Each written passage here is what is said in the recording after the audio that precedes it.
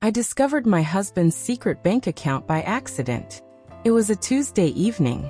I was looking for a receipt for a lamp we'd returned, going through the shared folder where we kept our financial documents, and I found a statement I did not recognize. A bank we didn't use.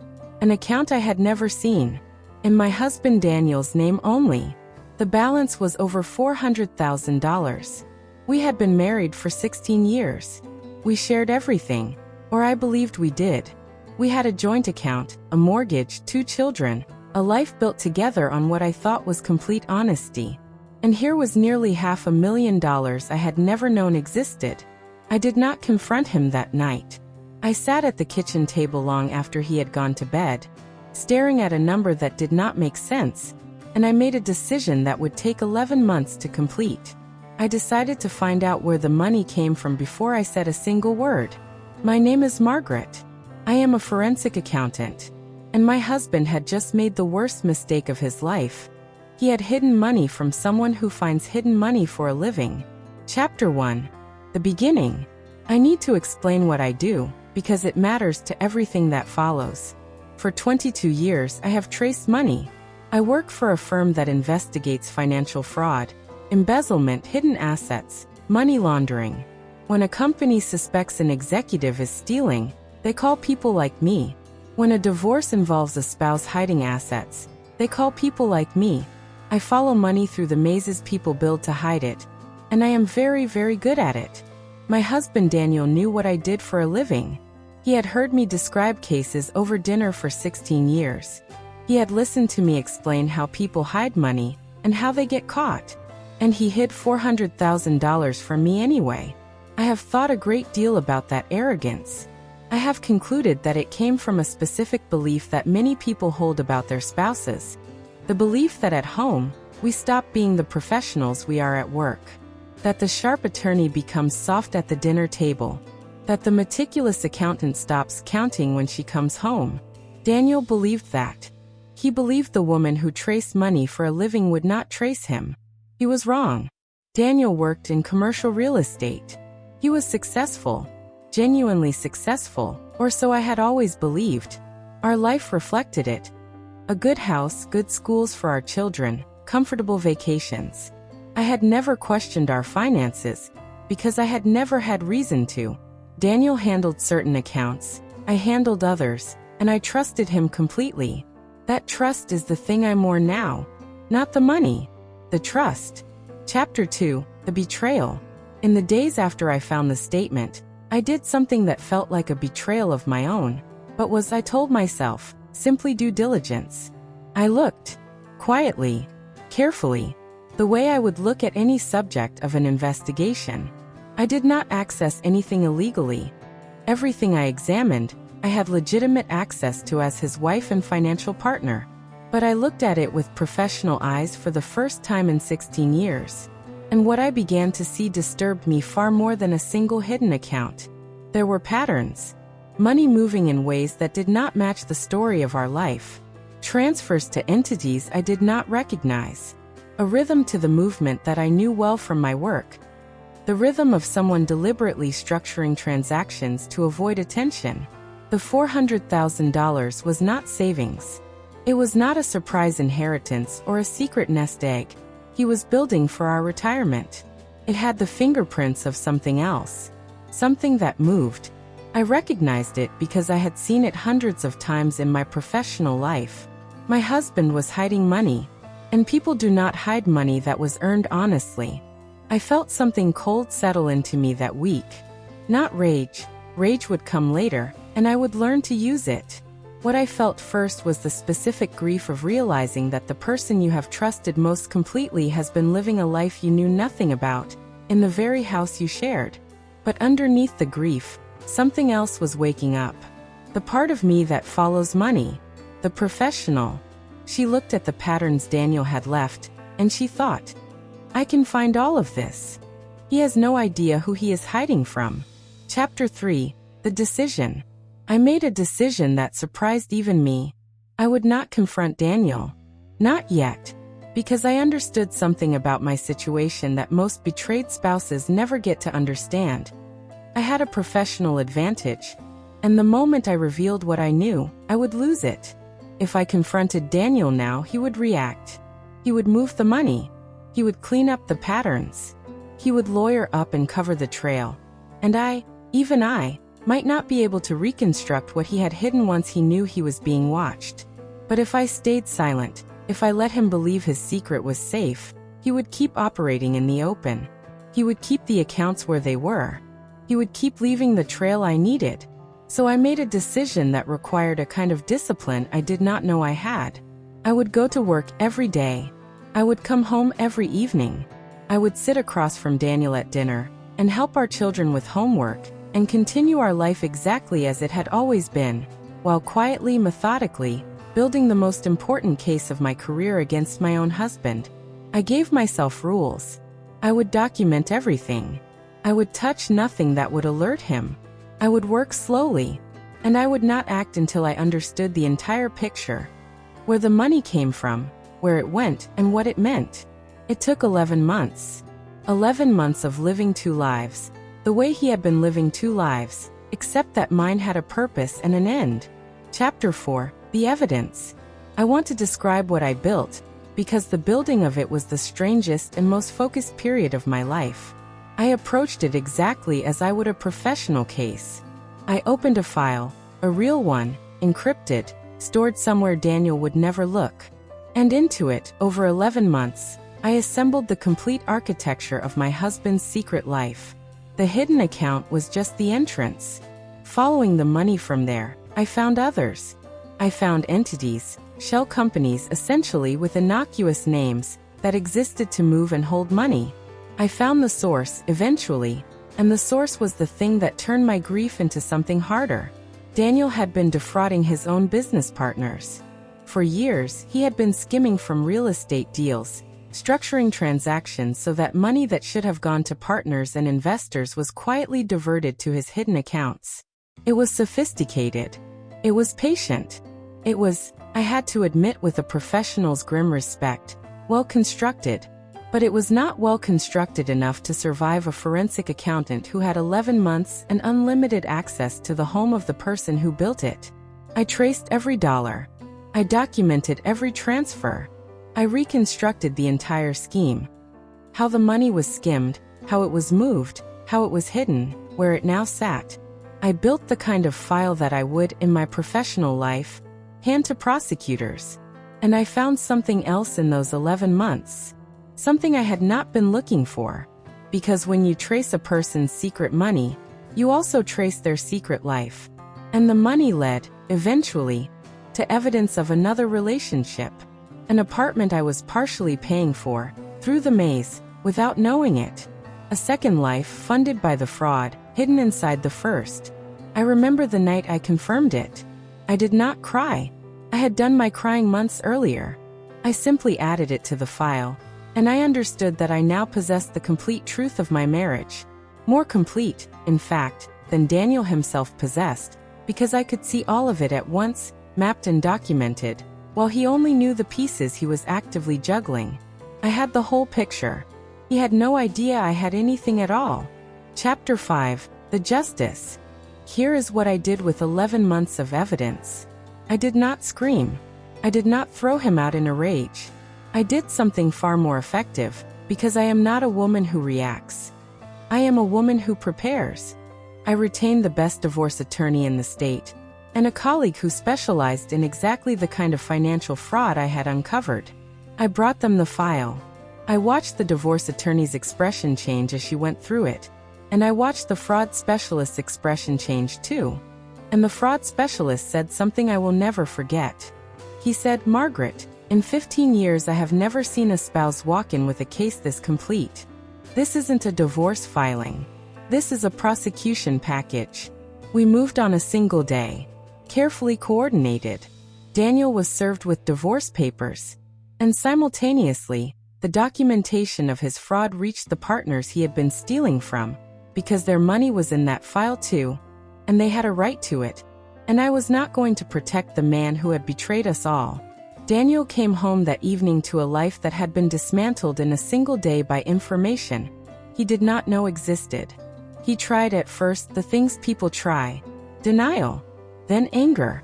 Then, when he understood the completeness of what I held, a kind of stunned silence.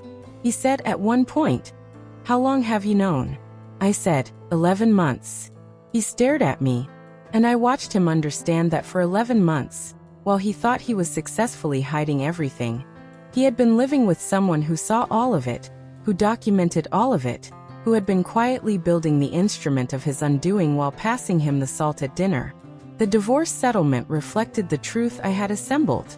The hidden money could not stay hidden once I put it on the table, fully documented.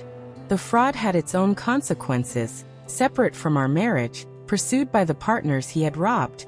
I do not take pleasure in his downfall the way I might have imagined. He is the father of my children, and their pain in all of this is the one part one would undo if I could. But I do not regret what I did. Daniel made his choices over years, in the dark, believing no one was watching. He forgot who he married. The lesson I take from my own story is one I offer to you carefully, because it is not about revenge. It is about clarity. When something feels wrong, look. Do not accuse, look. Gather. Understand. The truth is almost always recoverable if you are patient and methodical, and the truth fully assembled is a kind of power that no amount of lying can overcome. Daniel hid his money from a woman who finds hidden money for a living. I found all of it. Every account. Every transfer. Every lie. I kept the receipts. I kept 11 months of them. And when the day came, the receipts told the whole story. Thank you for being here for this story. New story every Monday, Wednesday, and Friday. If someone you know is quietly sensing that something in their life does not add up, send them this. Sometimes the first step is simply permission to look. I will see you in the next one. There is more to this story. The part about what those 11 months actually cost me, and what I learned about myself in them. Let me tell you about the hardest night. It was about 5 months in. I had just confirmed the existence of the second life. The apartment, the other relationship, the way it was funded through the maze I was unraveling. I had added it to the file with steady hands. And then Daniel came home, and we had dinner with our children, and he told a funny story about his day. And our daughter laughed, and he reached over and squeezed my hand the way he had for 16 years. And I squeezed back. I want to be honest about what that required, because I think people imagine that discovering a betrayal turns off your love like a switch. It does not. That night, I still loved him. Some broken, grieving part of me still loved the man I thought he was, even as I sat across from the man he actually was, holding a file that would end him. I went to the bathroom after dinner, and I sat on the edge of the tub and I shook. Not from fear. From the sheer impossible strain of holding two truths at once. The marriage I was performing and the case I was building. That night I nearly broke. I nearly walked back to the kitchen and threw it all at him. The whole file, just to end the unbearable duplicity of it. But I didn't. And I have thought a great deal about why. It was not coldness. People have called me cold since. The wife who spent 11 months building a case against her husband while smiling at him. But it was not coldness. It was the opposite. It was that I understood, with total clarity, that my children's future security depended on my doing this correctly. That if I reacted emotionally, Daniel would move the money, and the fraud would be covered, and the resources that should protect my children would vanish into the maze he had built. My discipline was not the absence of feeling. It was feeling, harnessed to a purpose. Every night I did not break was a night I chose my children's future over my own desperate need to stop performing. That is what those 11 months actually were. Not a cold woman executing a plan. A grieving woman refusing to let her grief cost her children their security. Let me also tell you what I learned about hidden money, because it applies far beyond my marriage. People who hide money believe they are being clever. They believe the complexity of their scheme protects them. And in a sense they are right.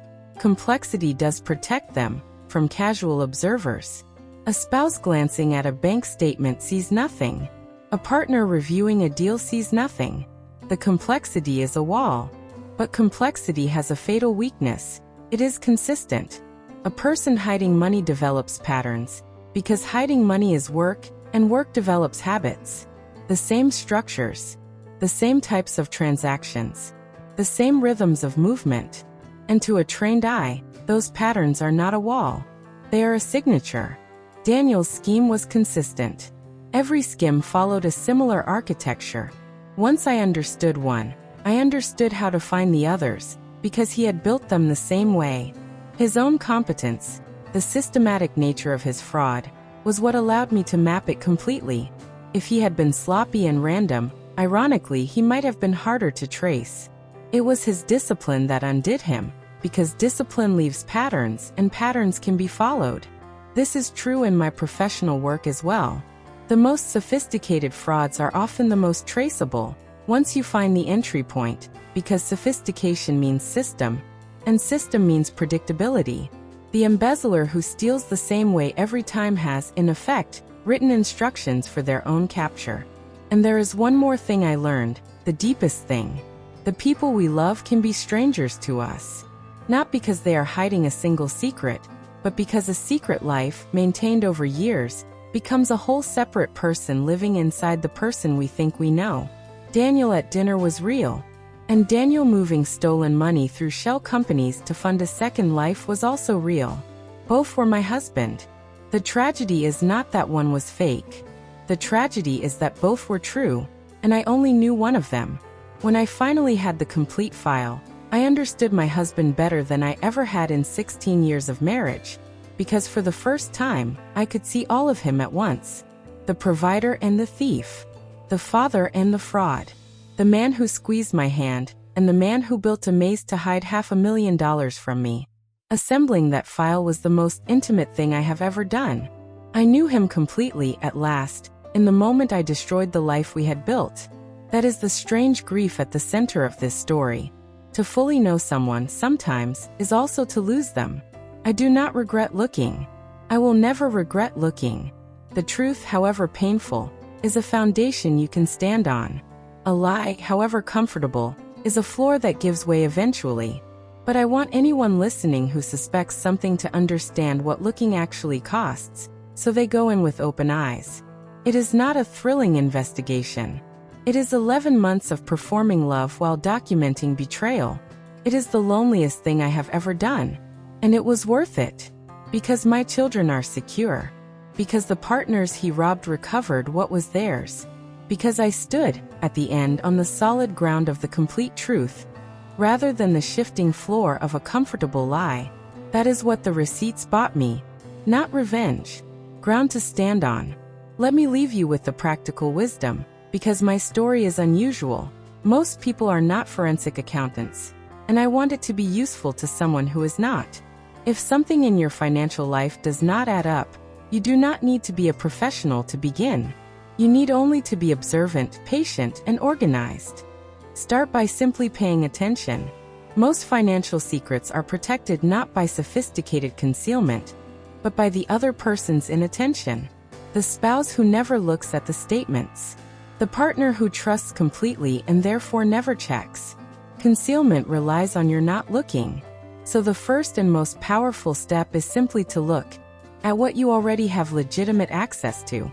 Joint statements, shared documents, tax filings, the ordinary paperwork of a shared life.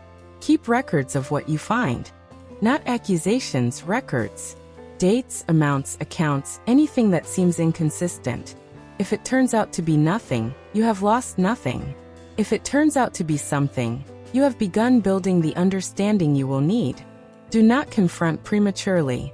This is the hardest discipline, and the most important. The moment you reveal that you are looking, you lose the ability to see clearly, because the other person begins to conceal actively rather than passively. Understand the full picture before you act. I know how hard this is. I lived it for 11 months. But premature confrontation is how betrayed people lose the very evidence that would protect them. And when you are ready, when you understand enough, bring in professionals. A forensic accountant, a family law attorney, people whose job is exactly this. You do not have to be the expert. You only have to be the person who noticed, who documented, and who had the discipline to prepare before acting. I was fortunate. My profession gave me tools most people do not have. But the core of what I did is available to anyone. Notice, document, understand, then act. The tools are just tools. The discipline is the thing. I think often now about the woman I was before that Tuesday evening. The woman who trusted completely, who never looked, who believed she knew the man she married. I do not want her back, exactly. Her trust was beautiful, but it was built on incomplete information. The woman I am now trusts differently, more carefully, with her eyes open. That is not cynicism. It is wisdom, bought at a high price. The truth was in that hidden account all along, waiting to be found. It waited 16 years. And when I finally looked, really looked, with the eyes I use for everyone else's secrets, it told me everything. The receipts were always there. I just had to be willing to read them. Thank you for listening to all of it. If this reached you at a moment when you needed permission to trust your own instincts, consider it given. New story every Monday, Wednesday, and Friday. I will see you in the next one. One final reflection, and then I will let you go. People ask me whether I would have preferred not to know, whether the 16 years of trust, even built on a lie, were happier than the truth that ended them. I have thought about this honestly, and my answer is no. I would always choose to know. A life built on a hidden foundation is not really your life. It is a performance you are participating in without your consent. The happiness I felt in those 16 years was real to me, but it was not real in the world. It was happiness about a marriage that did not actually exist, a partnership with a man who was, in significant part, a fiction. To know the truth is to reclaim your own life, to stand finally on ground that is actually there. It is painful in a way that comfortable illusion is not, but it is yours, completely yours. And there is a dignity in that which no comfortable lie can offer. My children have a mother who chose the hard truth over the easy illusion, who protected their future with patience and discipline, and who taught them, though they are too young now to understand it, that when something is wrong, you do not look away. You look closer. That is the inheritance I actually care about giving them. Not the money I protected, though that matters. The example, the knowledge that their mother, faced with the most painful discovery of her life, did not panic and did not freeze. She opened a file. She did the work. She found the truth. And she used it to build them a secure future out of the wreckage of a lie. The receipts protected my children. That is what they were always for. Thank you for being here.